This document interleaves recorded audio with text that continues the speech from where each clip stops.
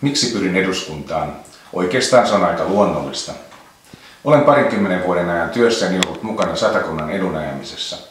Olemme lobanneet Satakunnan liikennehankkeita, valtion virastojen siirtoa tänne ja esimerkiksi jäähallien valtion rahoitusta.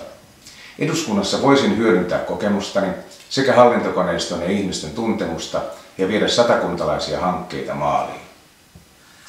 Suomi on saatava uudelleen kasvun tielle. Yrittämisen ja työnteon edellytykset Suomessa pitää turvata. Kakkua on ensin kasvatettava, jotta siitä voidaan jakaa lisää meille kaikille.